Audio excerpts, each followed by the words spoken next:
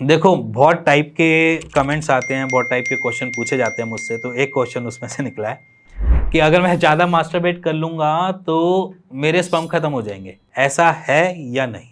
या मिथ में समझ लो, या इसको वो उसकी उनकी खुद की क्वेरी थी उसके बारे में समझ लो। तो देखो, मास्टरबेशन आपके स्पर्म काउंट को असर डाल सकती है अगर आप बहुत एक्सट्रीमली मास्टरबेट कर रहे हो। ऐसा नहीं है कि अगर आप वीक में 2 या 3 बार ही कर रहे हो तो वो मैटर नहीं करेगा।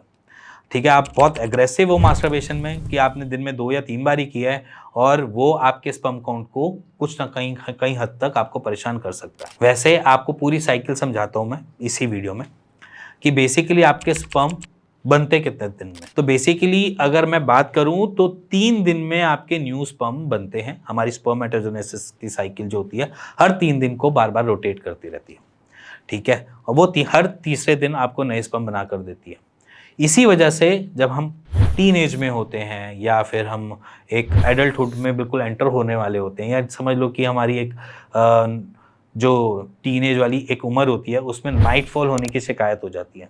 नॉर्मल है। अब वो नाइटफॉल जो होता है वेट ड्रीम्स के साथ आता है, और वो अप्रॉक्सीमेटली हमें 10 दिन में या 15 दिन में या फिर वो 28 दिन में खुद ही इजैकुलेट हो जाता है।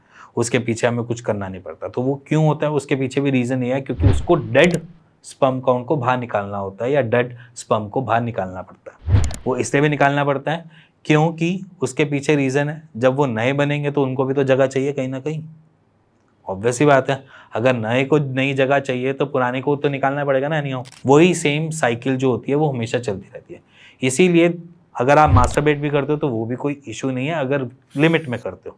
अगर मास्टरबेट अगर ओवर लिमिट करते हो तो सारी गड़बड़ें चालू हो जाती हैं। हमारी मसल वीक हो जाती हैं, बेसिकली पेनाइल की मसल्स वीक हो गई तो हमारे को जल्दी जल्दी नाइटफॉल हो जाएगा, या फिर पीएमई की प्रॉब्लम हो जाती है, प्रीमैच्योर इजैकुलेशन की।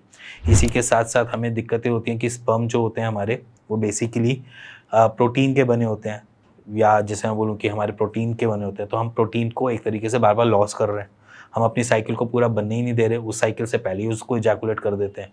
तो वहाँ पर वो परेशान हो जाता है और फिर उसको समझ में नहीं आता कि करना है तो क्या करें। तो वहाँ पर जब वो समझ में नहीं आ रहा होता टेस्टिस को कि करना है तो क्या करें, तो वो अपने आप को थोड़ा सा फंक्शन से कम करना चालू कर देता है। आप किसी भी अपने आस पड़ोस को किसी को भी परेशान करोगे, बहुत ज़्यादा परेशान करोगे, वो आपको क्या करेगा, या आपसे बात नहीं करेगा, या आपके आंसर नहीं देगा, या आपको रिवर्ट नहीं करेगा।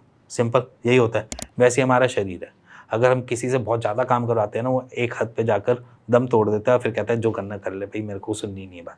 सेम हमारे टेस्टिस है, अगर हम ज़्यादा परेशान करेंगे तो वो हमको रिवर्ट बैक में कहेंगे कुछ बाढ़ में जाए, कुछ करना नहीं। सेम यही फिनोमिना होता है हमारे शरीर का। तो शरीर को स्टेबल रखना है तो कोई भी चीज़ ओवर लिमिट नहीं करनी। चाहे आप खाना भी खाते हो तो वो भी ओवर लिमिट में नहीं खाना, अगर आप पानी भी पीते हो वो भी ओवर लिमिट में नहीं पीना। वैसे ही मास्टरबेशन भी ओवर लिमिट में नहीं करना। So simply masturbation in over limit it's dangerous for all.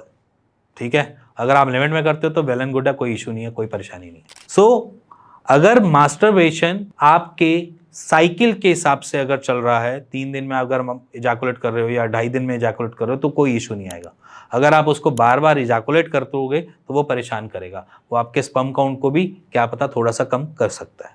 अगर आप बहुत फ्रीक्वेंटली 3 दिन में या दिन में 3 या 4 बार इजैकुलेट कर रहे हो तो वो आपको परेशान कर सकता है। तो इसीलिए बाद के फ्यूचर की परेशानियों से बचने के लिए आज ही अपने दिमाग में एक बात डाल लो कि अगर हम लिमिट में करेंगे तो सब कुछ चंगा है, अगर लिमिट से बाहर जाएंगे तो सब कुछ बेकार है। तो आज समझ गए होगे शायद मेरी बात, क्योंकि बहुत सारे व्यूअर ये भी चाहते थे कि इसके बारे में भी बताऊं कि ओवर लिमिट करें या ना करें, हम इतनी बारी करते हैं, ये सही है या गलत है। तो उनके भी आंसर आज में मिल गए। इसी के साथ अगर आपको कुछ जानना है तो नीचे दिए हुए नंबर पर मेरी टीम से कनेक्ट कर सकते हैं और उसका एक राइट सॉल्यूशन ले सकते हैं। इसी के साथ मिलेंगे नेक्स्ट वीडियो के लिए, तब तक के नमस्कार।